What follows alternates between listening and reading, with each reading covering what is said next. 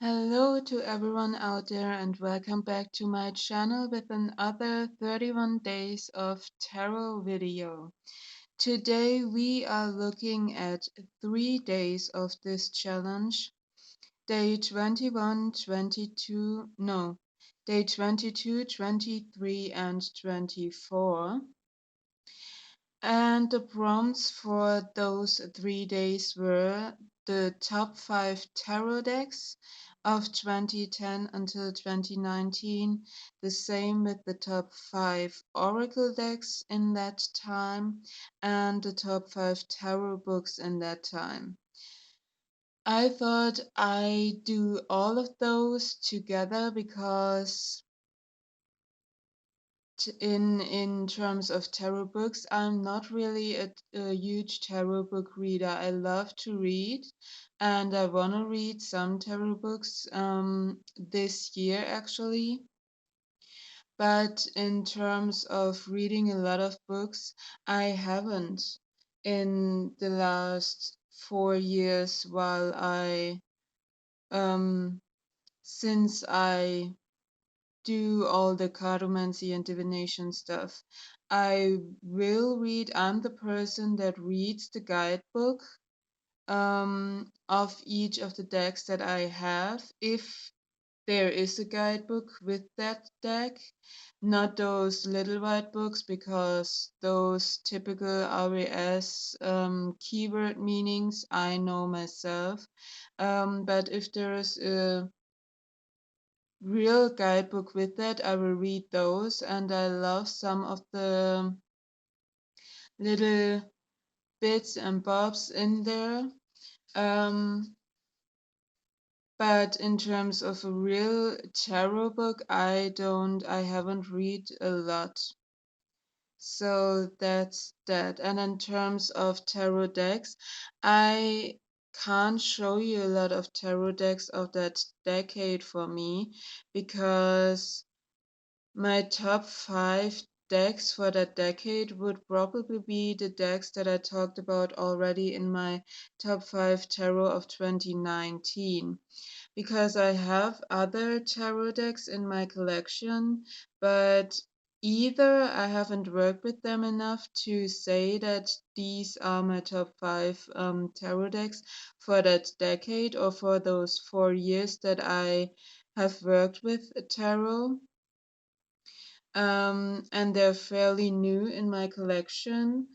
Um, and that's because I had, for 2 of those 4 years that I worked with tarot decks, I had my Rider-Waite-Smith Classic tarot deck. This doesn't look amazing because it is a very old deck, and it had to go through a lot with me.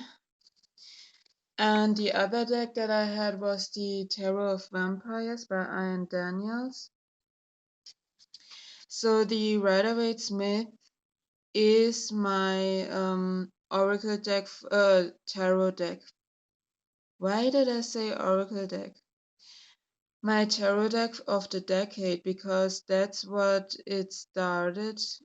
That's what I started on, and I learned on the typical Rider-Waite-Smith meanings, and I will always, or I will go back to that deck, not in terms of reading a lot, but in terms of looking at those classic symbolism in there, and in terms of the meanings of each of the cards. So it's more a learning deck now than anything else. But I will say that I use this deck sometimes when I do readings.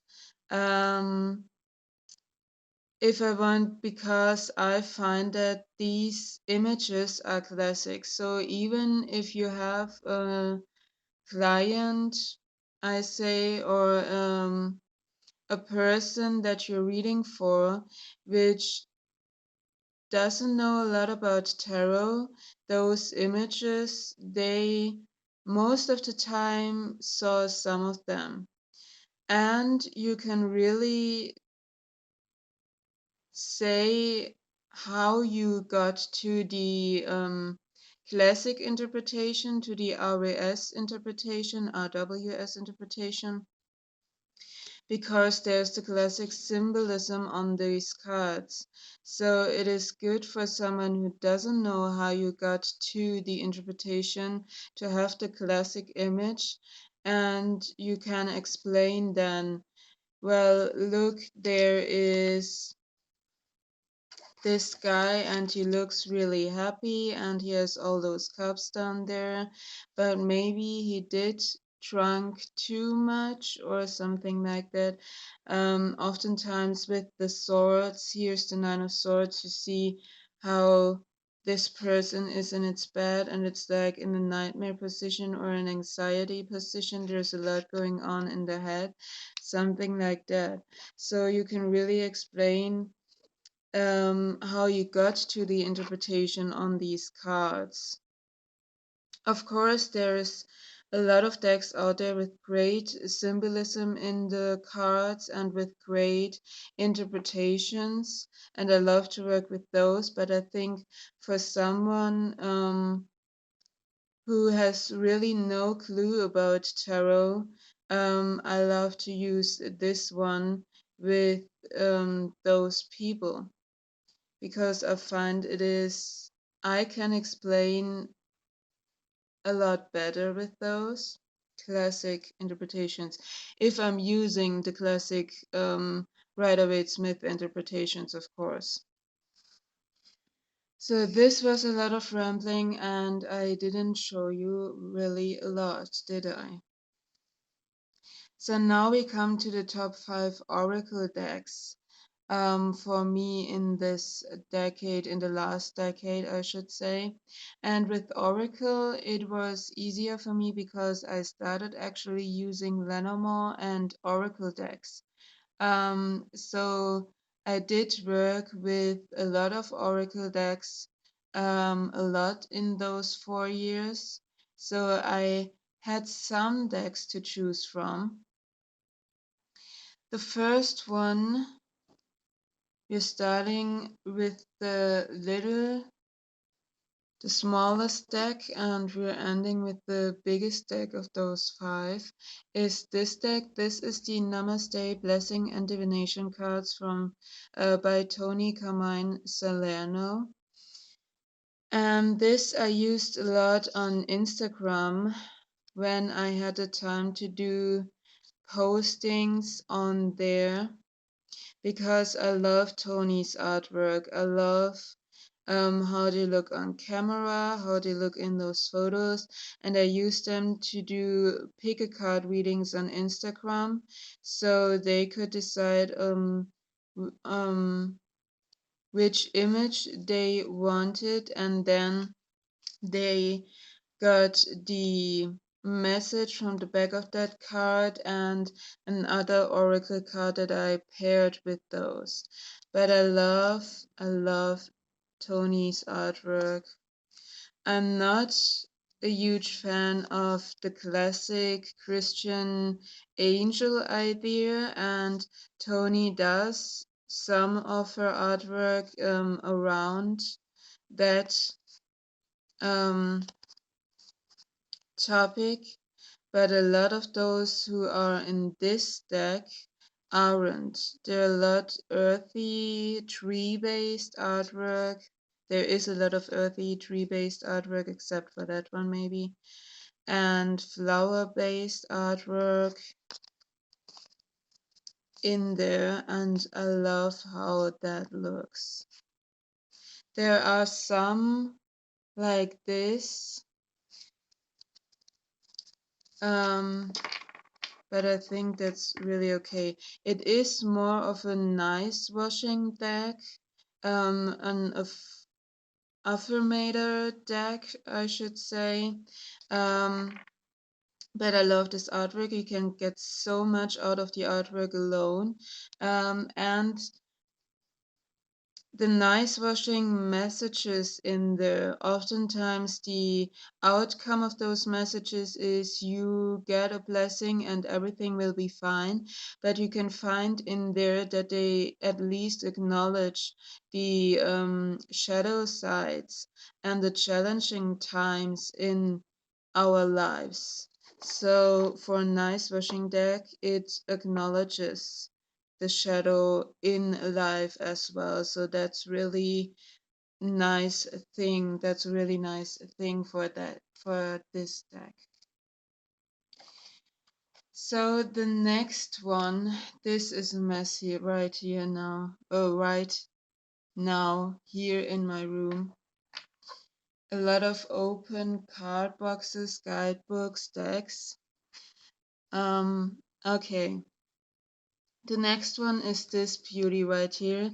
This is the Botanical Inspirations deck. And this is a mass market oracle deck. But yeah. Did I just say that this is a mess right here? Right? Well, I have no words. Okay. Well, this is a mass market oracle deck. Production and quality wise, it's more likely an independent published one. The box of this is gorgeous. You get a lot of different stuff with the oracle deck. I love the book that comes with it. Artwork wise, it is beautiful with borderless cards. The cardstock, it is not highly glossy. It is not perfectly matte, but the cardstock is definitely a cardstock you can work with. Love the use of little quotes for each of the cards, for each of the flowers. The information you get in the guidebook is beautiful. So it is really a lovely deck to work with. And every time I work with this deck, you really get very fitting messages which fit on the situation and on the question you're reading for, and which oftentimes really fit and go perfectly with the interpretations you got already from Lenormand Tarot and other oracle decks. And oftentimes the messages sum those up and just add a little bit of those extra message on top of that. So it is a really nice deck to work with. I really can recommend this one. This is by Lynn Arao. I'm sure I am butchering this name right now. There you can see it. But this is the guidebook. Gorgeous. So a gorgeous deck, and I love this deck. This is my favorite flower and botanical deck right now. So the next one, and I think this is really an underrated deck. I don't see this deck very often on YouTube or on Instagram, or talked about even. But this deck has really, this deck is just amazing. I love this deck. Every time I work with it, it hits right on the point. This is the Aboriginal Dreamtime Oracle by Mel Brown. The artwork is very simple. It is not the most detailed artwork you have ever seen, but it really works. It is more on the Aboriginal art style, which fits because this is the Aboriginal Dreamtime Oracle. I love some of the keywords that are in there. Actually, this is really balanced gender-wise, so you have male and female energy in there. I love, as I said, some of the keywords or headlines for the cards, because it is also a balanced deck in terms of light and shadow topics. So here we have inner grief. I love this keyword, sister stories. It has some keywords that you don't see very often in other decks. Then it has more of the traditional with patience.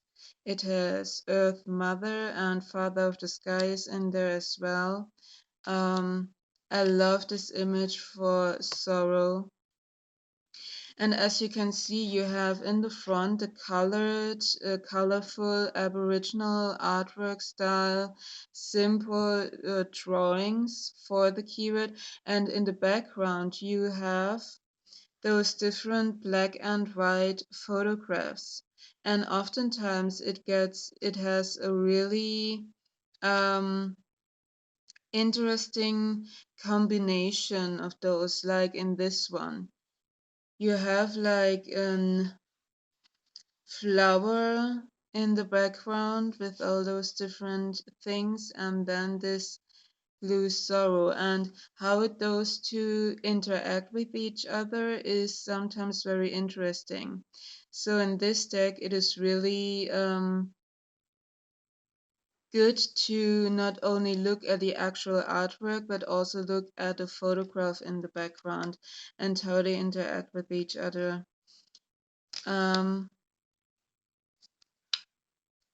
Twilight Shadow. So it is really interesting.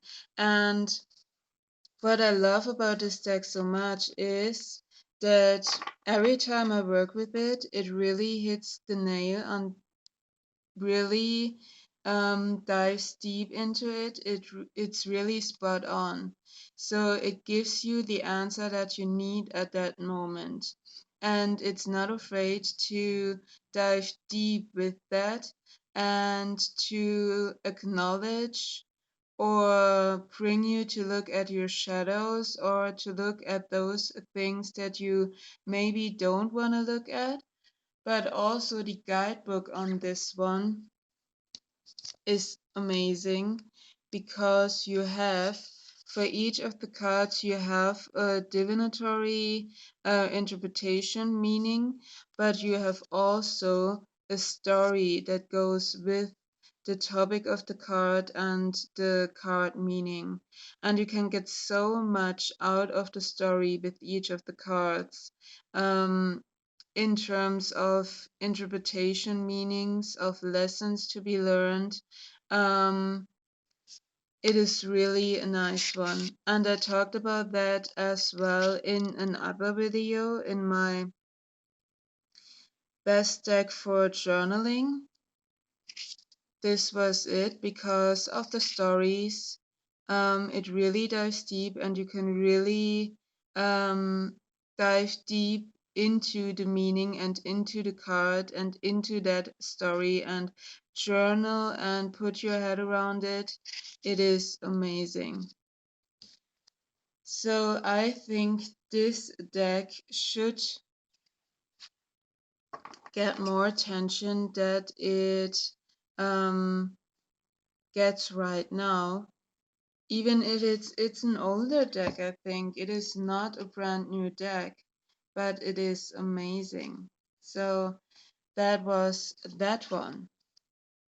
Two more to go. So the next one is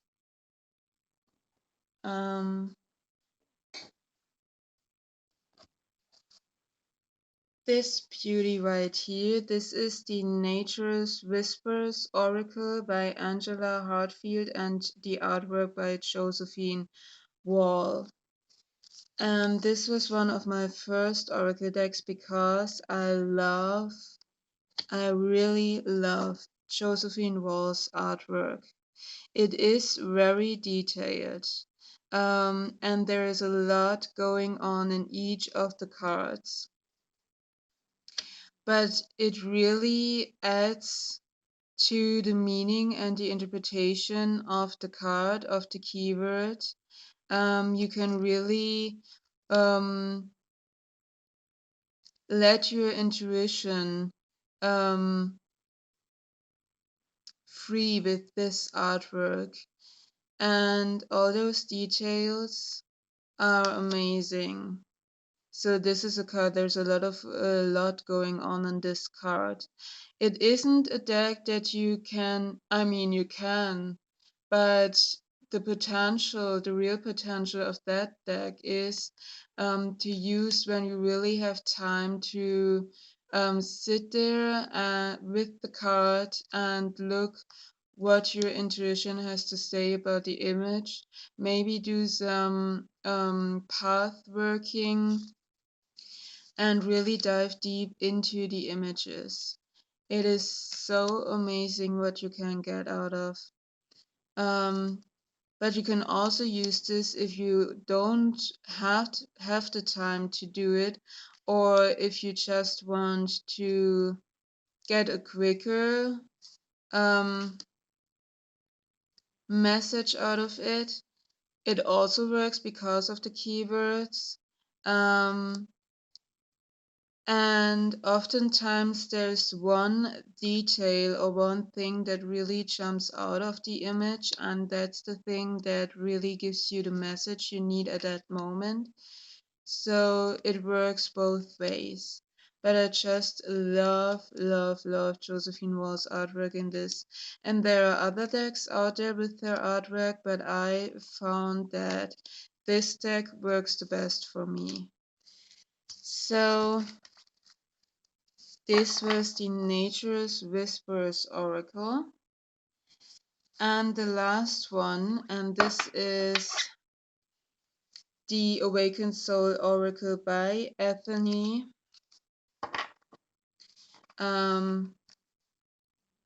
who does this challenge right here. 31 Days of Tarot, who created the challenge.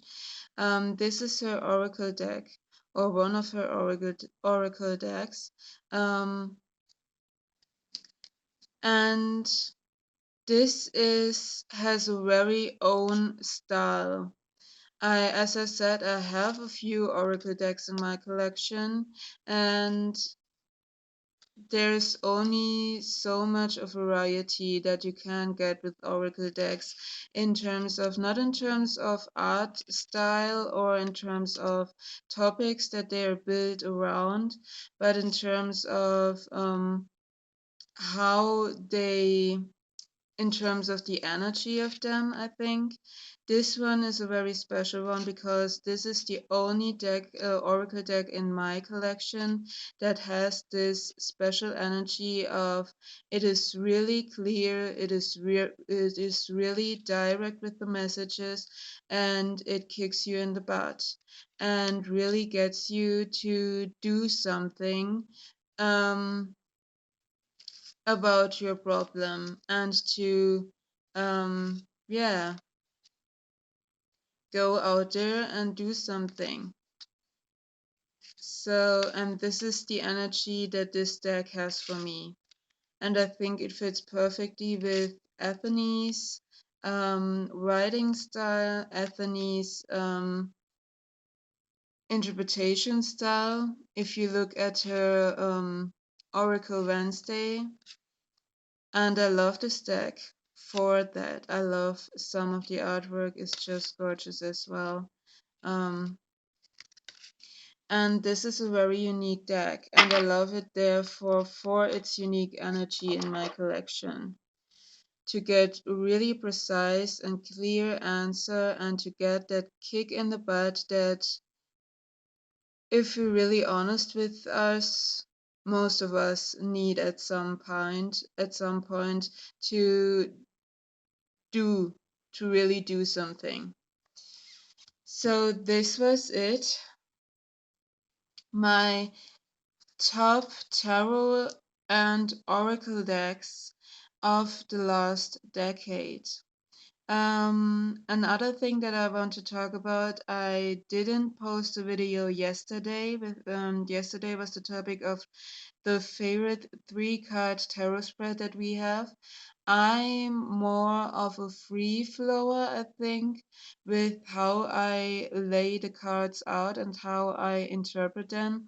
Um, because I started with Lenormand, and with Lenormand you have your 9 card spread or your 3 cards that you lay out, and there isn't a position really. So you just look at how the cards interact with each other and how they have how which card are next to each other. And this is the system that really works for me. So I'm much of a free flower also with tarot and oracle cards. And I just lay out the cards, how many cards I want, and then look how they interact with each other and with the question that I had. So I don't really work with spreads, and so therefore I don't have a top um, favorite 3 card spread. Okay, so this was it. I hope you enjoyed it. Let me know down in the comments what your favorite tarot and oracle decks were of the last decade and what your favorite books were of the last decade. Or if you did a video, please let me know so that I can watch. Thank you for all that. Leave a comment down there for everyone that gives a thumb up. Please don't forget to like and subscribe, and I will see you in the next video. Bye.